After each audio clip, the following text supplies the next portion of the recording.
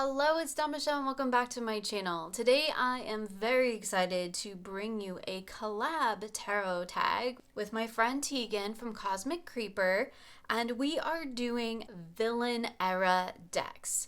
So this whole idea of like villain era came out of our other collab that we do together called Tarot Beyond Tradition. It's a little series that we do bouncing back and forth between Tegan's channel and mine, where we talk about our sort of non-traditional way of working with the tarot. And in our last discussion, we were talking a little bit about villain era, what that means, and how we're both kind of feeling like maybe we are a little bit in villain era times. And you know, as it tends to happen, we continue to talk about this idea of villain era and what it meant to us, and we decided to create this tag because we realized that we have some decks that actually help us tap into that villain era energy. So before we jump into the decks, and I have way more than what's on the table here, this is just a little sampling, let's talk a little bit about what villain era means to me personally. So we all have, I think, our own definitions of what villain era means, what that term means. For me, the idea of villain era is not about like being a horrible person, right? It's not that kind of aspect of villainy. It is for me about embracing the things that are vilified in our culture, in our society. These are things like standing up for yourself, speaking your truth, being who you are, even if that doesn't necessarily go with the flow of what is socially acceptable. And for me, that is the idea of embracing a villain era. It is about stepping into and embracing the parts of myself and the things that I do and the way that I operate in the world that maybe goes a little bit against the norm or against expectations or what I've been culturally or societally conditioned to believe about myself.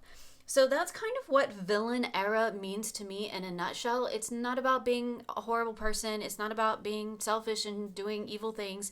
It is about embracing the parts of self that are often vilified. So to go along with that idea, we kind of broke it down into 5 different prompts. And originally, I think we were supposed to have 5 different decks. I have 10 because I can't help myself. And I realized that for each of these prompts, I have both decks that lean into the more serious, actual personal growth aspect of what that villain era theme means. And then I have decks that lean more into the play aspect of it. And I'll explain that a little bit more as we go and take a look at the decks. So of course, because this is a collab, Tegan also has a video out talking about her villain era decks. Definitely go check that out. There'll be a link in the description box below for you. We'd also like to encourage anybody else who would like to get on board with this tag and create their own assortment of villain era decks and let us know what that means to you. We would love to see that. And also, we have created a villain era spread that is available on both of our Instagrams. I'll leave links below for that as well if you want to go check it out. Okay, so let's go ahead and jump into my villain era decks. So our first prompt for villain era decks is a deck for breaking free of expectations. Now, again, like I said, I have 2 decks for each of these categories. One is a little bit more serious and one is a little bit more in the play side of things. This one is complicated because it's actually both. This is my Nudity Tarot. I can never actually remember the name of the deck. I just call it the Nudity Tarot. It is a mass market deck. I have edged mine. I always try to point that out. I have a full video talking about like how underrated I think this deck is, but I think this deck really does a fantastic job of breaking free of expectation because on the surface level, it looks like one thing. It looks very superficial. It looks very just beautiful people. It's like fantasy world, right? But like the romanticized version of fantasy world. But really when you get into the work with this deck, there is so much more going on beneath the surface that I feel like this deck really does sort of break free of its expectations of being just this kind of surface level, just beautiful people deck. And this one is interesting for me because not only do I use it for actual personal growth work, again, I have a whole video talking about how I work with this deck. I also use it in game now. So it has a little bit of an aspect of play for me as well that I'm starting to kind of bring into my work with this deck. And I specifically use it for my villain that I play in game.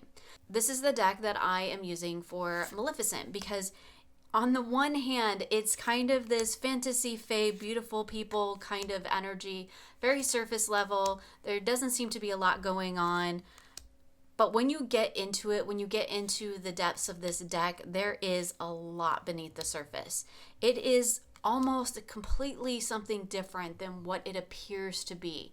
So this is an interesting one to start with because it kind of hits a little bit in both categories, but I would definitely say it is more of my deck for serious work around trying to break free of expectations, because this deck has one expectation about when you get it out and you look at it, you're like, oh yeah, I got your number. I know what you're about.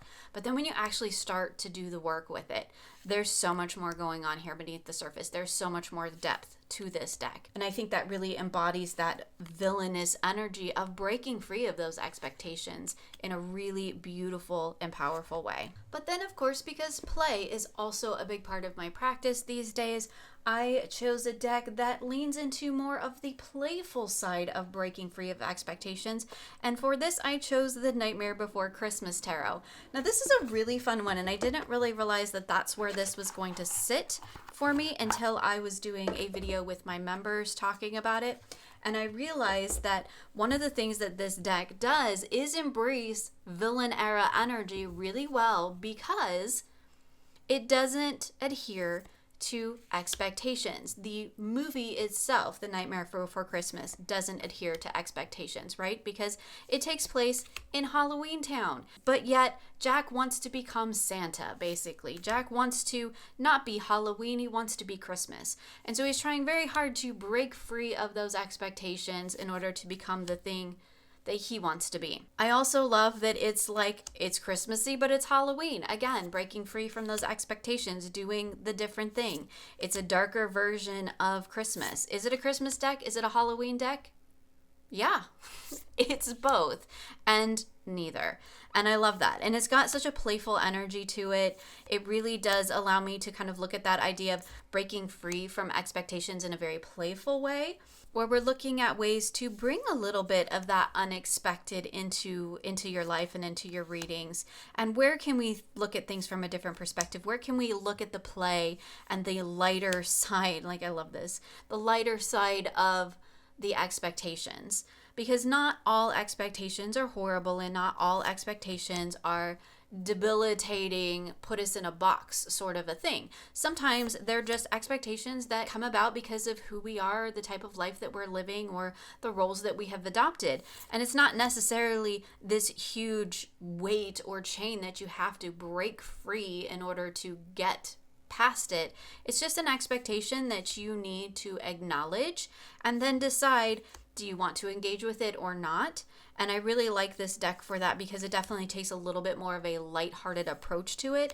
And for me, this deck is more about looking at expectations around play, around how is it appropriate to play? Where is it appropriate to play? How can I break expectation around the idea of play? And can you make work play? Can you make play work? You know, where are those lines? Where are those boundaries? And where can you step outside of those a little bit in order to embrace something new? And I really enjoy this deck for that. Also, like, the art is lovely. I think it's so charming. I love it. It's such a fun one to work with. I've definitely been doing a lot of work with it this month, and it's been fantastic. So our next prompt is a deck for embracing the shadow. And again, I have two decks for you. My first deck really does sit in the I need to do some serious shadow work, and this is the Pythonic Tarot. I apologize, this is indie and it is out of print. I have edged mine in black. But in being transparent with the decks that I choose and the decks that I use for this type of work, this is definitely one that I get into for that sort of villain era shadow work.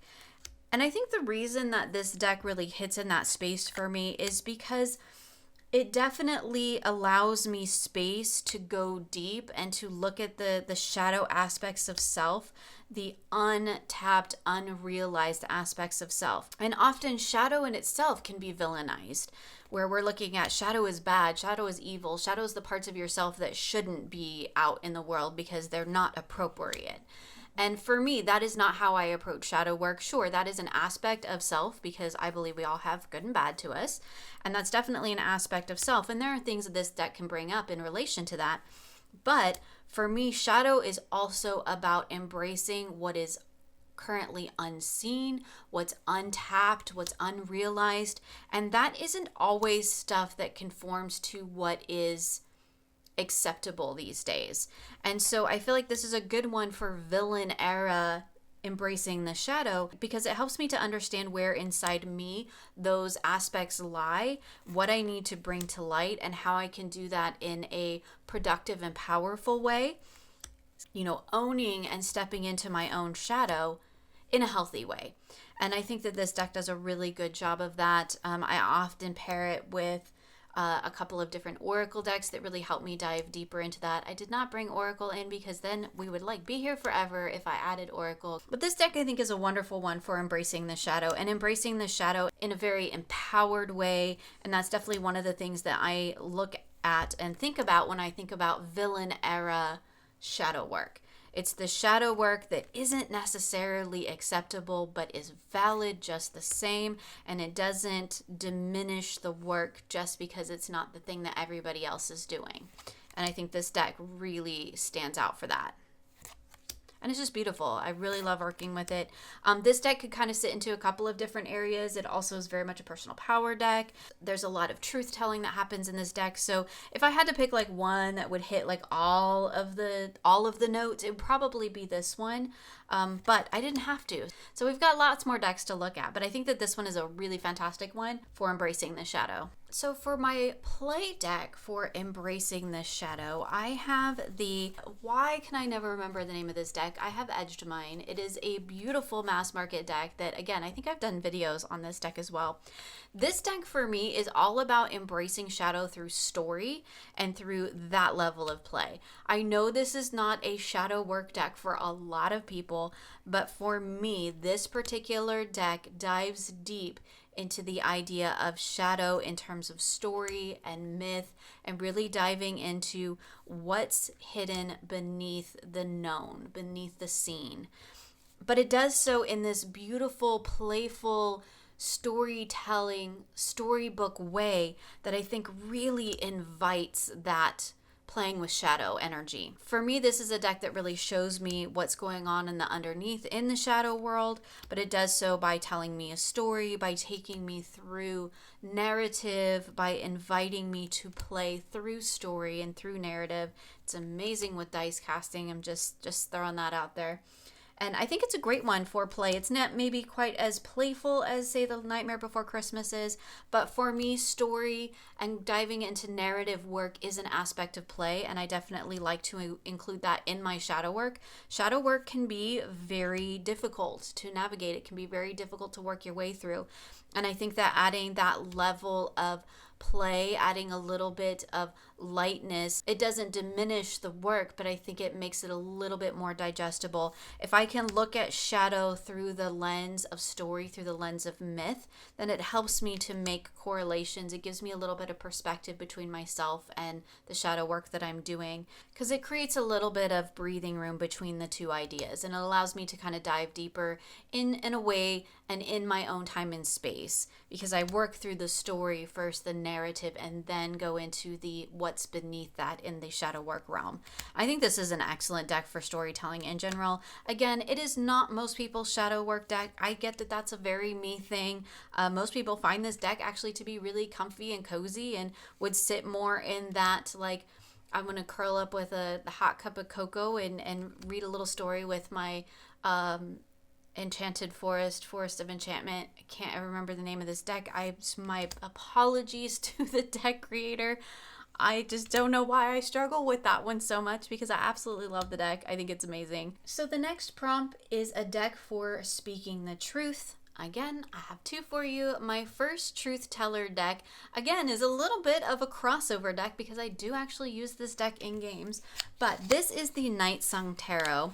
And this deck is an absolute, here's the backs, absolute truth teller. And when I want to get to the heart of my own inner truth, this is an excellent deck for doing that.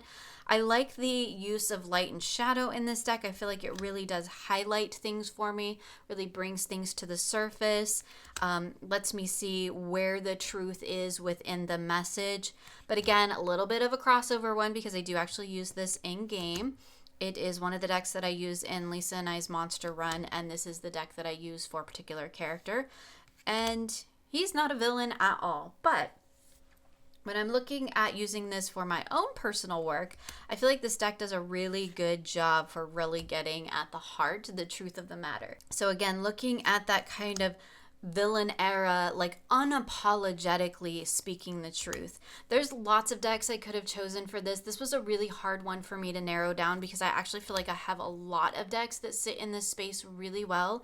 I almost pulled out the Barbara Walker, but that one has a very like salty grandma energy, and while it is definitely a truth teller, it's not necessarily a villain era truth teller. Do you know what I mean? Like this is where we're getting into the nuance, because I do have lots of decks in my collection that I would call truth tellers that speak to me plainly and tell me the truth, whether or not I want to hear it in that way. It's just, that is what it is. Like, deal with it, lady. I have a lot of decks in my collection that do that because I really appreciate that energy in my tarot. But trying to find one that kind of embodied the idea of villain era. And I think this one does, because it kind of steps outside a little bit of the norm. It is a traditional tarot deck, but the illustrations and the way the energy of the cards have been depicted sometimes sits a little bit outside of the norm for a tarot. And I really like that. It kind of does its own thing here and there. It's got lots of associations on it if you want to pull that in, which I think is really cool. But also it just like, it's a little bit weird. And I like that. And it's unapologetically weird. And I appreciate that about it, because sometimes I have to be unapologetically weird too. And this is a deck definitely for speaking truth, for getting at the heart of matters, for embracing that, again, villain era, speaking your truth and doing so unapologetically. So another villain era deck for speaking the truth is the Moon Power Tarot. And this one, again, goes more into the play aspect of the energy, because I feel like this one does a really good job of bringing in like magic and mystery, but in a really fun, creative, and playful way. The illustrations, again, are slightly odd. I really enjoy them. They do something a little bit different. They are kind of unapologetically speaking their truth about their card's energy, and they do so in a very creative and often playful way. There's a little bit of magic in this deck. It has a little bit of a witchy vibe to it, which I think is really great for villain era, right? I feel like witches and villain era, like they kind of go hand in hand. Witches were vilified for, well, still are in a lot of places, but that's a whole energy in itself. And this deck has a little bit of that kind of like modern day witchy energy to it. Sometimes I joke that this deck is too cool for me, and I do stand by that. Like, I think it's way cooler than I am. But again, it has a very playful kind of creatively speak your truth, to really tap into that villain era energy of, I'm going to say what it is that I'm going to say, and like, sorry, not sorry. That's kind of what this deck is, but it does so in a really fun and playful way, and I really enjoy that about it.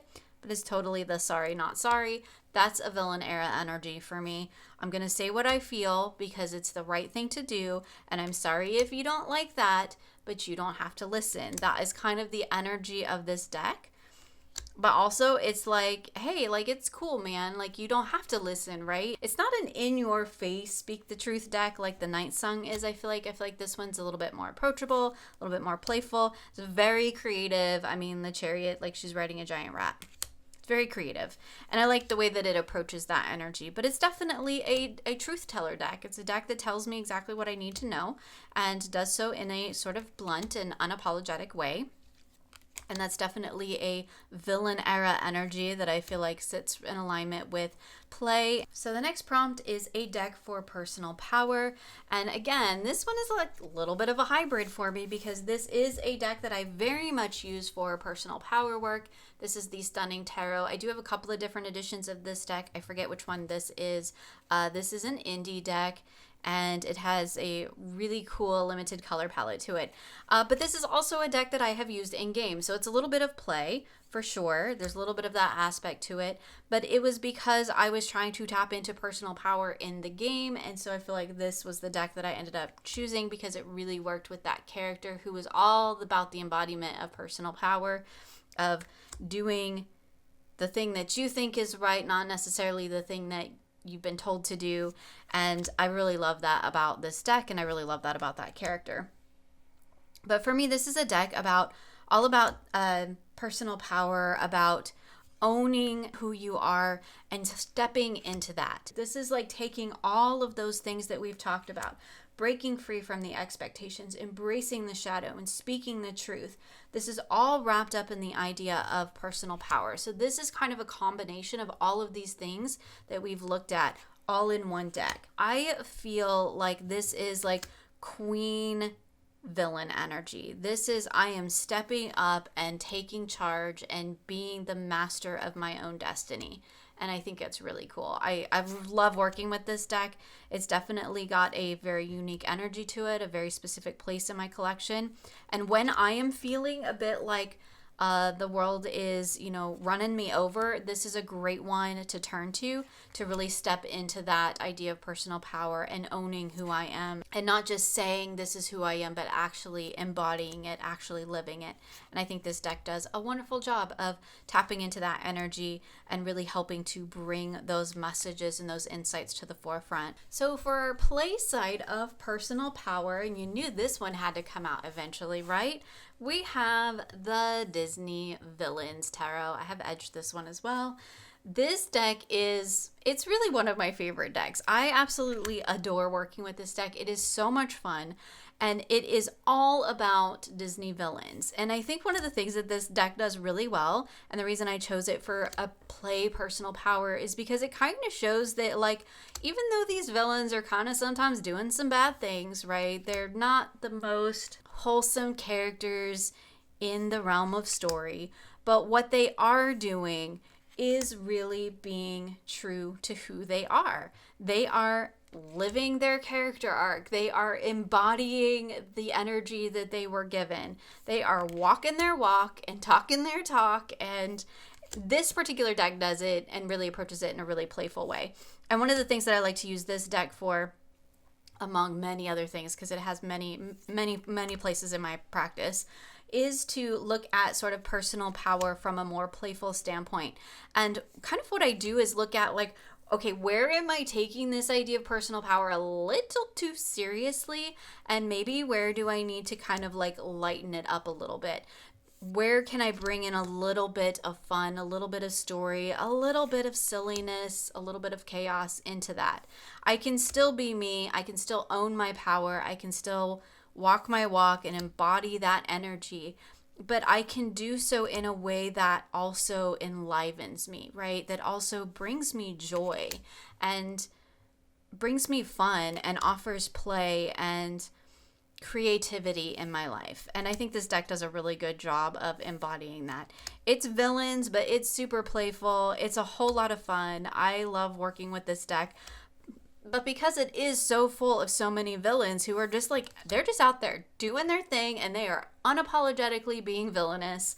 And I love that because that is really them, engaging in their own personal power. Like, they are being who they are, and you best either get on board or get out of the way. And I think that's really fun. And it does show, I think, that playful side of it, of also just not taking it too seriously, because there's a time and a place for serious work, but in my opinion, there's a time and a place for play. And this deck does a really good job of reminding me of that too, that I do want my life to be full of play and joy and creativity.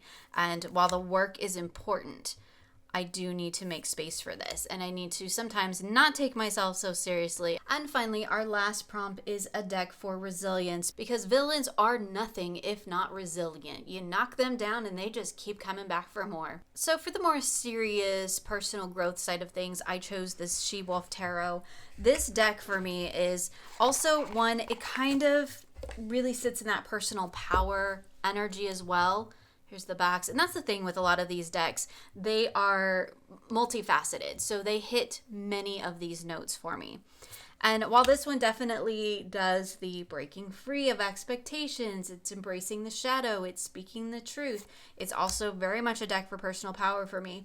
At the end of the day, what this deck really does embody well is the idea of resilience. The idea of coming through, bringing all of those things together that I just talked about. The expectations and the shadow and the truth and the personal power, bringing all of that together and knowing that when you step out into the world with that, people are going to try and beat you down.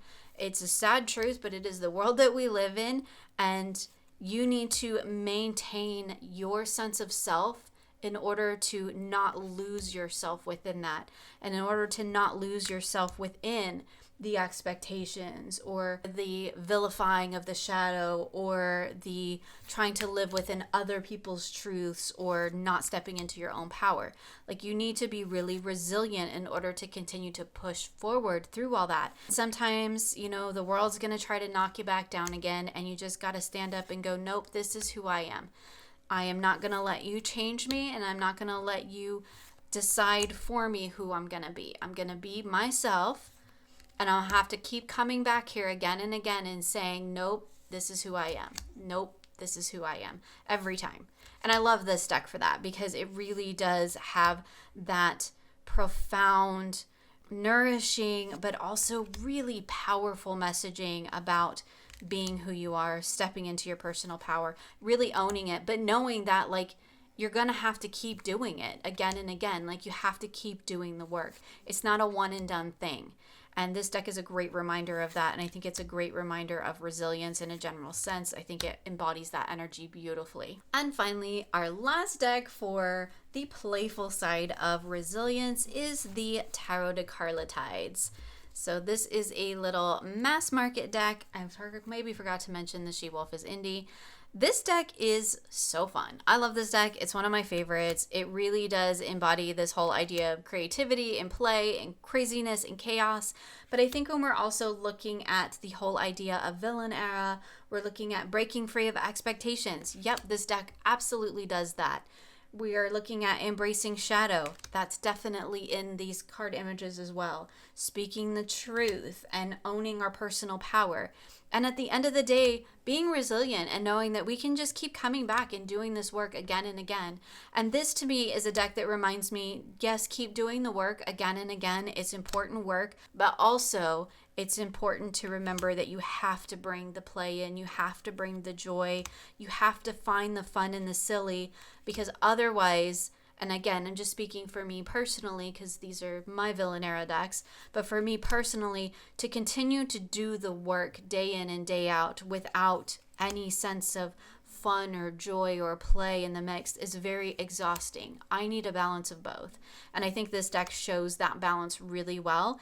It is a tarot, but in many places, it kind of does its own thing, and it's a little bit odd, and it kind of speaks in its own language, and I really love it. It's crazy and fun and weird, and it's got like all these pop culture references and story references and mythology. It's just a little bit of everything all rolled into one, and it just kind of shows me how, as I do the work and I incorporate the play and I blend those two things together, this is what resiliency looks like for me.